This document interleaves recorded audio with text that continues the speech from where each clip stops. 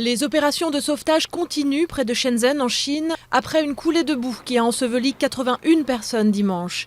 L'espoir est quasi nul de retrouver des survivants. L'avalanche s'est abattue sur une trentaine de bâtiments avant de provoquer une explosion de gaz. Selon la presse chinoise, un amas de terre d'une centaine de mètres de haut avait été entreposé dans cette zone industrielle.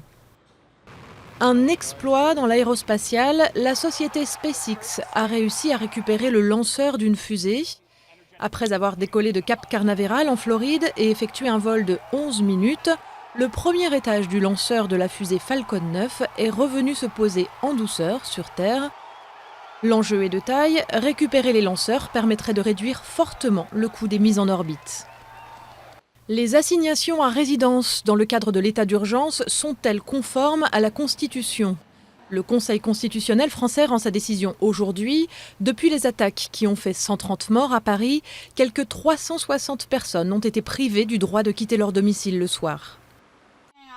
Du cacao contre l'abandon de la chasse. C'est l'idée qu'ont eue des femmes indigènes en Équateur pour sauver leur écosystème.